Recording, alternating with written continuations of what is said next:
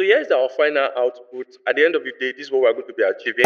But before we look at this, let us start from the beginning.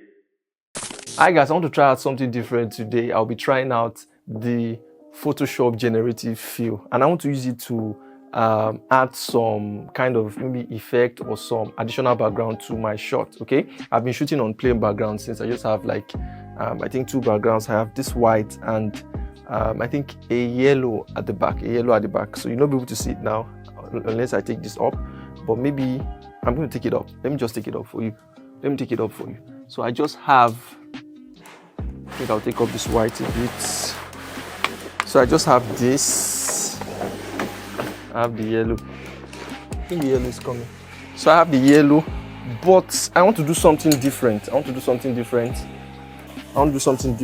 Today. I'll just take in a portion of myself, then I'll use the generative fill to add some other effects, maybe some extra things to my background, and let's see how it goes. If it's really, but I've been seeing other persons though. I've been seeing what they've been doing. I think it's awesome. But let me just try mine. So I'm having an official shoot for a graphics design course. So let me just take a portion of the background because I would like to use some certain portion. Because of course I don't want some certain parts of the video to display. So I just need only a portion. So I'm going to use Photoshop to add the other portions.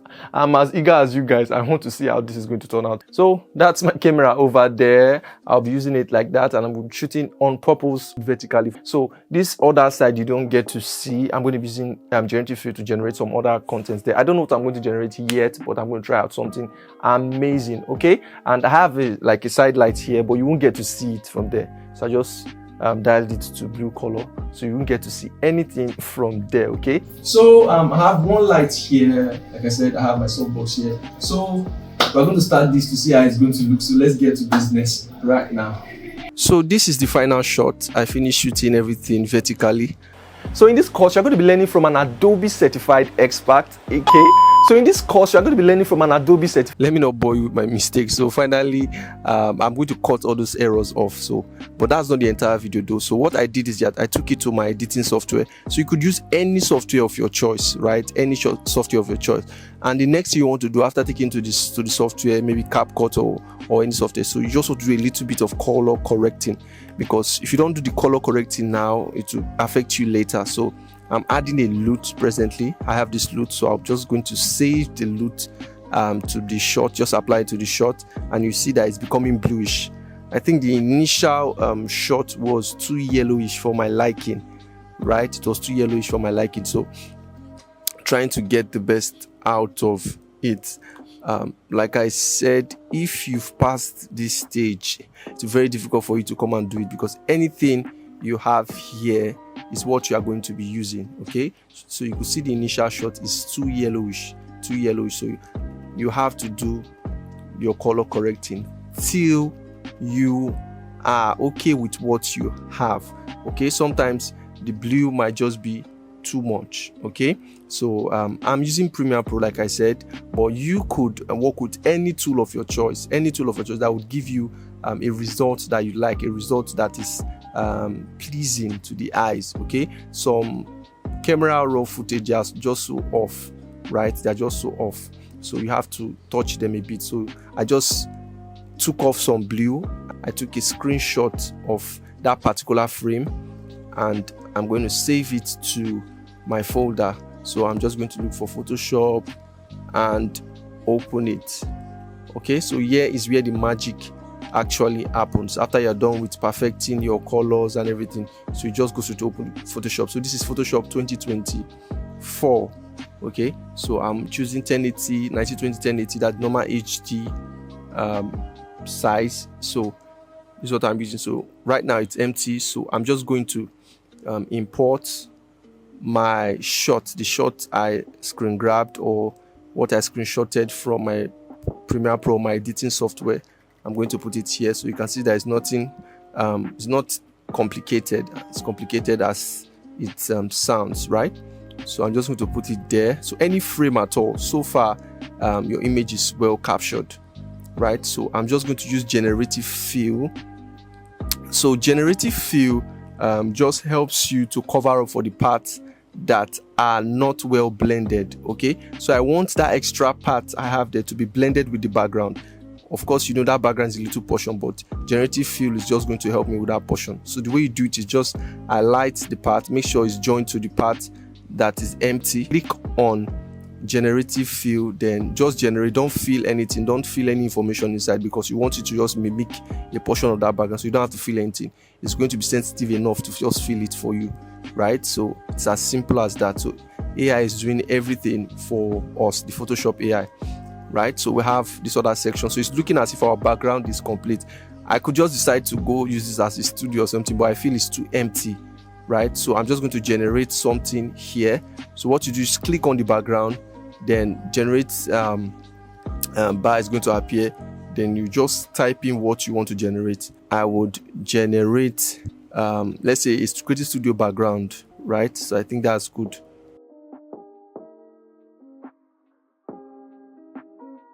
So I believe that's good to go. So we have different backgrounds here, so it's going to give you a lot of options. That's just it.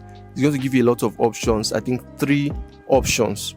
So I don't like what I'm seeing. I think I was too vague. My search was not precise enough. So let's try to do some other thing. Okay, let's try to do some other thing. So I'm just going to type in. Okay, let's see what we can type. Window. Let's do a window, and so let's say a window and a light, right? So let's say a window and a light, right? So there are different ones here. So I think I like this one. I like this one. I like this one in particular. So what do we do next? Let's see if another. I think I like this too. I like this too. One thing you want to avoid is to avoid making your background too busy. So you have to look for things that would make your background less busy. So I know you have the power to choose anything you want, but you have to make your background less busy. If it's too busy, it will not be fancied, right? It will not be fancied. There will be no organization around your background. So I think let's try to get something more. Let's add something. So let's say with a colorful, like I said, this is a video for a graphics design course. So I need some colors. I don't like everything to just be like white. There has to be some colors that would pop. So let me just add a colorful pillow. Let me say by this side. So we have window and light with colorful pillows. So generative is amazing because you could join, just for you to be descriptive, you could join different words together just to achieve anything you want, right? So you could see, wow, this is lovely, this is lovely, this is lovely. I love the colors. I love the colors it gave me. So we have 3 options again. We have a cotton, orange, and mind you, this is very smart. It's very smart. It traces the light you have on your subject. That's why it's very good to light your subject, at least, even if you are not using much of enough technical light. It's good to just light up your subject a bit, because it's going to sense your light and going to apply colors. You can see that the colors match up with what I'm putting on. So it is as smart as that. So let's try to look for something. Let's just leave that first. Try to look for something to add. So I want to add something like, I want just a mini kind of library here. So maybe a shelf here. So I think I'm just going to type creative frames. So let's do something that contains frames instead of books. So creative frames, then portrait. So you don't have to be grammatically accurate, right? So just, you have to be descriptive, as descriptive as possible, right? So let's do a creative, also colorful, right? So frame, and it has to be a shelf, right? So let's generate this and see what we are going to get. So it depends on your creativity.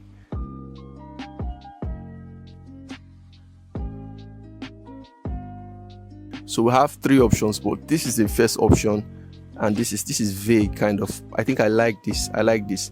I like the colors. I like the colors. Colors are beginning to match up, right? I love the colors. So let's see if another window is going to go with it. I think this is the best. This is the best. This is the best. I think this is the best. The colors the colors kind of match each other. You could see some yellow from the shelf going with some here, so I think it's nice. So it's always good to put something where your subject is. So I'm going to put a clock here, you get, because I know my head is never going to get there. Okay, like I said in the initial video, I don't want my hands to go beyond the margin I've set, right? That's why I'm shooting vertically. So, but what I have above, my head can never get there, right? So that part is free. So I can add something to make my background pop. So I just added a clock to it.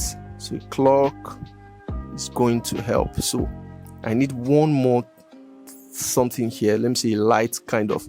So you could use the lasso tool here you have in Photoshop. Just generate something. So let's say blue, because there's a blue on my face, on the side of my face. So if you have a blue light there, it's going to be integrated properly. So that's what one mistake that people make while making all these generated backgrounds. They do not match their lights with the background they are having, or the objects they had into their composition. You have to match it up. So since I'm having a blue light, I intentionally did that because I was going to add a blue light with my generative fill light, right? So I need the blue light to directly face me. So all these ones, they are not looking mature enough. So I have to keep searching till I find the one I'm okay with. So if you're doing something for yourself, just keep searching. I think it's going to take some time, especially trying to Photoshop trying to get your prompt accurately. To take some time. You have to wait for this stuff to load, but eventually you're going to see something you like, right? So I want to put something on the pillow. I just need a logo. If you're into graphics design and everything, you know Photoshop very well. So I'm going to be teaching that. So I need it to be as though that's a pillow that contains the print of Photoshop, right? So it could just give my studio or the kind of fake background, just give it some weight, right? So it looks as though everything is within context. So that's another mistake people make. The backgrounds they make sometimes are not within context. It has to be within context. It helps it gives it more weight. So imagine I have a Photoshop pillow there. So just like everything is supporting the graphics design course, and I'm teaching that graphics design course, I'm teaching Photoshop, right? So it just helps to support. So for your own background, you could get something that would support also. But I don't think there's anything like Photoshop logo. I think I've searched a bit, but there is nothing really that has the logo. So you just have all kinds of logo. So I will just go to Google and search for Photoshop logo. So you see, sometimes I have to manually do some things. So I'm just going to add it there. It's not going to be a very difficult thing. So just try to transform it a bit and just add it there. Don't want some portions to show. So I think it's kind of looking good. I like the colors. Actually, the colors match up. So I'm just going to try to screw it a bit, so it does not look too straight. It looks a bit realistic. So I'm going to use liquidify, right? So just bend it a bit, bend it this way, bend it. Okay, so let's see. So it's looking more realistic. You can see that the pillow is kind of folded, the material is kind of folded. So if this is folded a bit, it will be better. So I add a little bit of noise because the material cannot be like super smooth, right? That particular material. So I just want to give it some kind of texture. So I think that's nice. And I have to come back to this light. I'm not okay with this light. The light is not blue enough because there's a blue. So where is that blue reflecting from? That's the problem.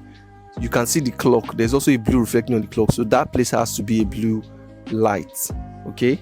Here comes the work now, looking for things that you need specifically. Okay, looking for things that you need specifically.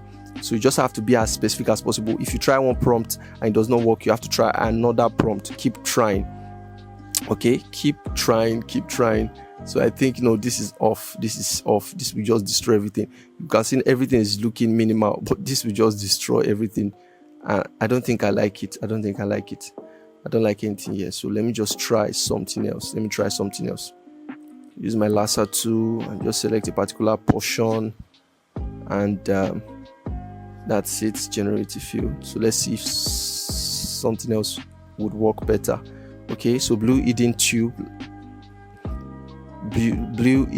lights. Okay, so let's see. So this one is just empty. So okay, so I think let's try to add another word. Let's see.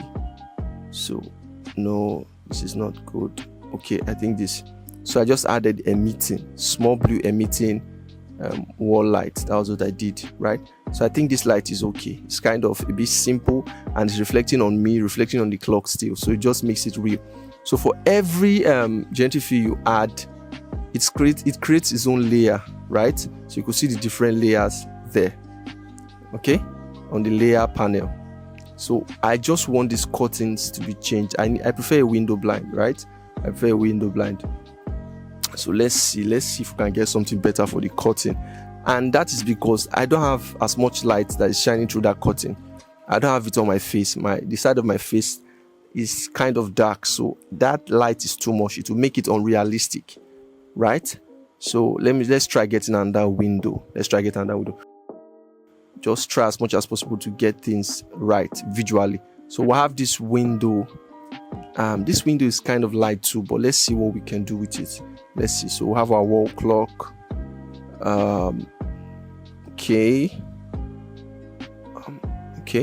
So let's try to merge everything together. Let's merge everything together. Everything except for the image. Except for my picture. So let's just merge everything together. So we are going to export it now and take it to our editing software. So this is where the magic really happens. Because now you just have a still picture. There's nothing really interesting about it. Okay, this one is normal to use Photoshop to create for still picture, but it is converting it to being a background for a video. That's what matters. So I just added a little bit of I just made my background a little bit dramatic. I increased the contrast, that's the clarity, right? So it has more shadows and it matches up with my image, right? So my image had a lot of contrast, so I needed to just make it a little bit clear so that it matches up. So I'm going to add more clarity. Okay, you see that shadow increases. If you look at my face, I have a lot of shadows on me, and that was because of the lighting. So I have to match things up. It's either I make my image same with the background, or I make the background same with my image, but by all means they have to be uniform. So you are doing same for yourself too.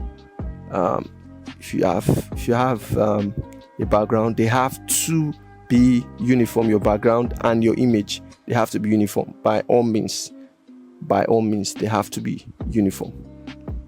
Okay, so let's see what we can do. I think we could make it a little bit bluer, because I think my image is a bit blue. So I'm just going to make it bluer, right? So I think it's better this way. So if one is yellowish and the other one is bluer, it will be so fake. If you're wondering how I did that, I just went to filter and camera raw filter. Okay, you would see some tools to toggle and just easily fine-tune things. Okay, so before I export, I think I have to take away the things I don't need. So I'm going to export it as a PNG. So you don't want your image to be inside. Okay, so I'm just going to save it.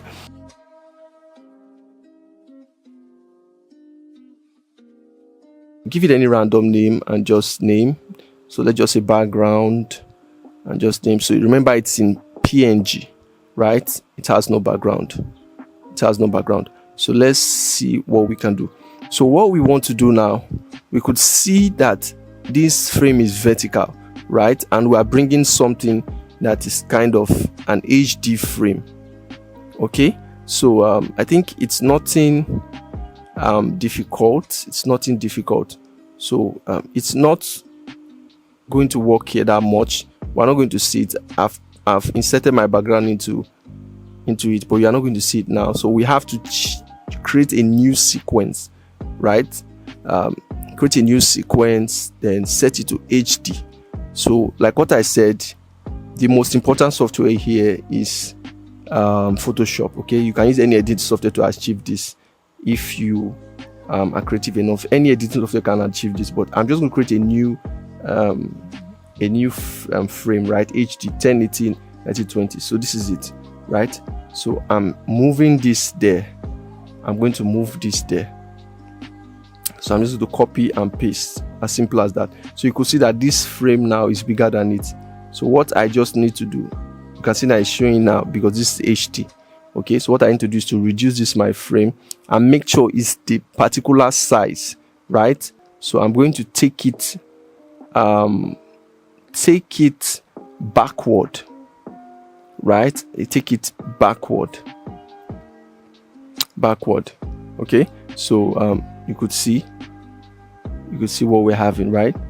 So it's nice. You could see that it's well blended. So that's just the simple thing to do. So you want to bring in your shot, take it in front of it. Take it in front of the layer. Make sure it's in front. Make sure it's the layer that is at the topmost. That's our background PNG, right? So followed by our adjustment layer, then followed by our clip. Our clip is back behind everything, or the bottommost layer there is our clip, right? So everything has to cover it so that it blends well. Okay, so this is it. So you can see that it's okay. You can see my hand getting to the other side. So I had to be very careful while I was shooting not to overstretch my hand so it does not go through the frame or go beyond the frame I've set up, right? So that's like the basic idea. So now it's just trying to make sure that both are well blended, right? Because it has to be the particular size that you put on Photoshop. So I'm just going to do that, just increase, decrease until I get the particular size, right? Until I get the particular size. So making sure it's blended. Okay. So if you find anything, maybe it's not blended, you have to go back to Photoshop. But I think I have to change this window. I want to change this window. The light too is too much. I need something that is not too bright. Not as bright as this, because that side of my face is not. If I knew when I was shooting, I would have just put some light at this side, so it could just look as though light is emitting from the window. But I didn't know what I was going to put there, so maybe some other time I'm going to get it more accurately. But since I didn't do that, so I need a darker window. So I think this could work a bit, but it does not blend with our background. So I think this is I think this is best. This is bright too, but at least it brings down the light that is coming into the room, right? So it's believable. Okay, so I think this is not bad. I think it's not bad. I think this is okay. It's not bad. So sometimes, even while you are on your editing software, you could come back and check for anything that is not appropriate, right? That looks weird. Okay, so you could just do one or two. So some areas that are not blending properly, you could just blend them properly. Use your eraser, blend them properly so that nothing will be noticed. No glitch will be noticed, right? No glitch will be noticed. I know you can't be like 100% perfect, but at least you have to get to maybe 90%, 95% perfect. You could see the way I smoothing the edges that was close to me. See the way I smoothing them just for it to be perfect. So I'm just to save it, replace it with that one. So it's going to change automatically there. It's going to change automatically. So you could see it. That's why it's good to work with Photoshop, right? So I think we're good.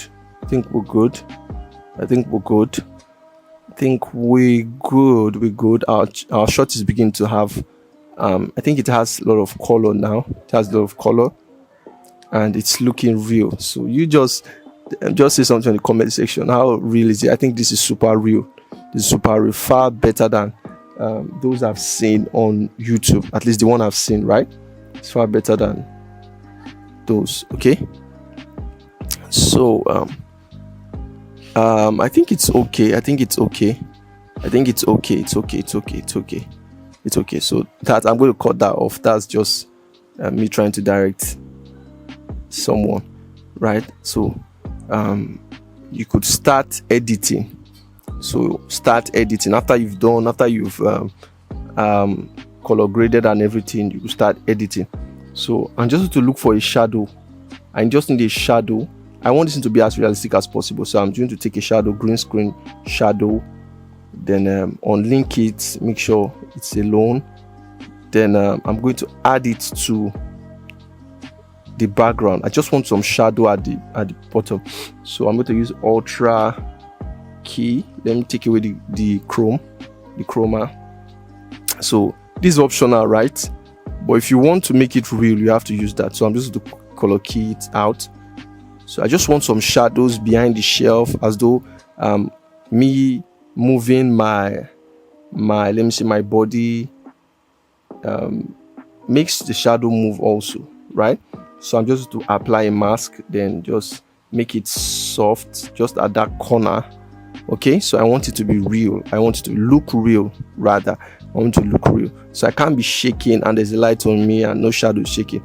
Okay, it makes it more believable. So that's another mistake people make. Their shadows makes things realistic, right?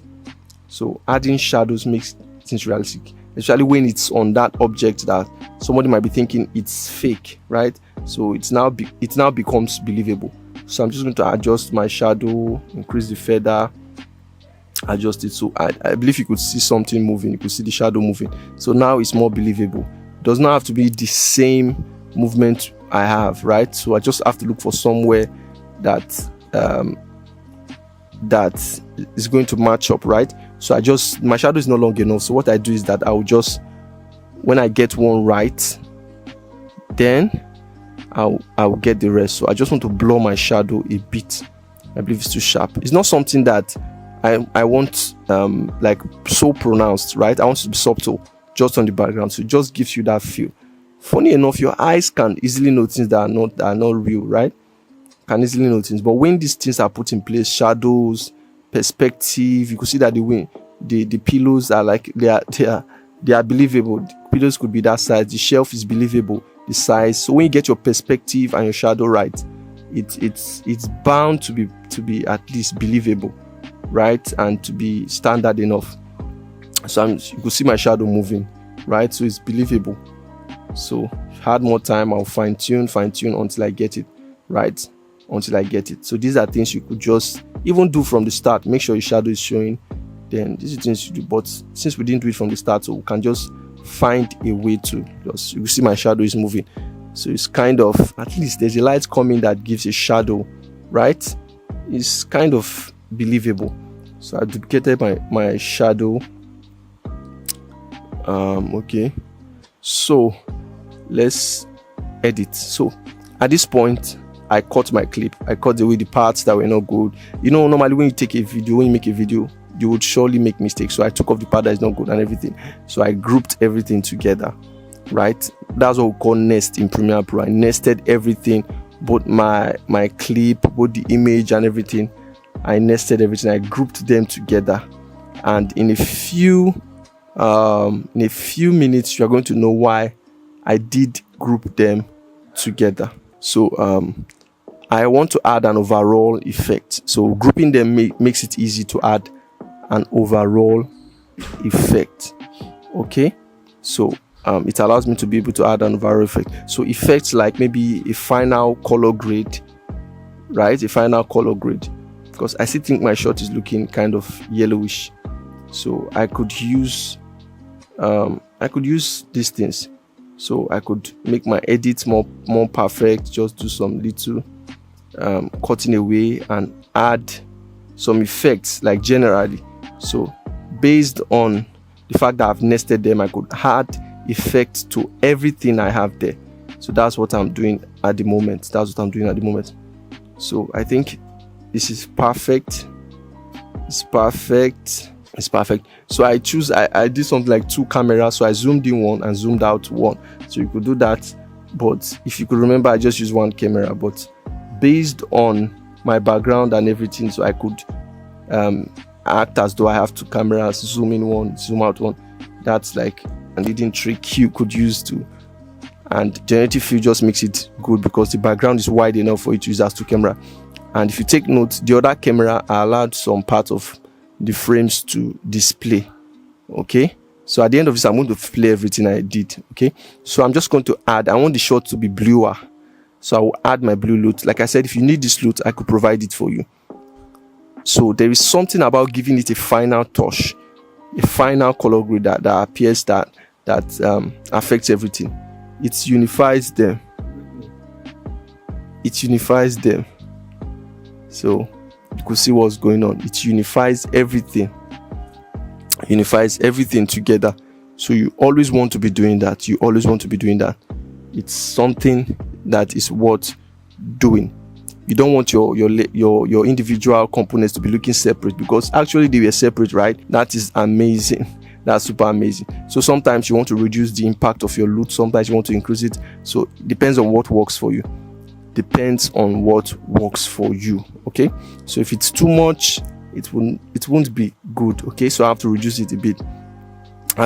So if you want me to do like some deeper tutorial on this loot and everything, so just put it on the comment section. Okay, put it on the comment section if you want me to do a deep dive into all these things and you want to use Premiere Pro. But if you are not using Premiere Pro, then it doesn't really matter. It doesn't really matter. Any other software could achieve this, right? Any other software could achieve this, at least to a level. Okay, so you could see it looking all yellowish, which is not that good. So I have to add a little blue to it. I think this is not bad. I think this is not bad. This is not bad. This is not bad. Okay. I think it's taking shape. Like it's taking shape. It's taking shape. The output is crazy. So I see some people wanting to learn graphic design. The first thing they do is so we have a very perfect one now. I think it's very perfect now. It's something we could work with, and I'm going to play the final output in a second. Okay, and you're going to get to see what I did, adding other graphics to it and making it to just stand out. So here is the final. So I see some people wanting to learn graphics design, and the first thing they do is to go into Canva, go into Photoshop, go into Illustrator and the likes. That is a very wrong way to learn graphics design. So if you really want to take this seriously and learn it the right way, then be my guest. Let me welcome you to this comprehensive guide to graphic design course. So whether you're a beginner or you're looking forward to sharpen your skills, then this course is for you, because it will offer everything that you need to succeed in the design world. So that's it for our generative fill using Photoshop, and I think this is awesome. This is superb, right? Like the outcome was like, it blew my mind. So I'm going to try this maybe another time, but before I go, please don't forget to subscribe. If you learned 1 or 2 from this, don't forget to subscribe, like and share, because we're going to be having maybe more of this later on. Okay, so bye for now. See you some other time. You can check out some other videos on this channel. I think they would help you also if you want to go into the world of design. So bye. I remain EKD. See you next time.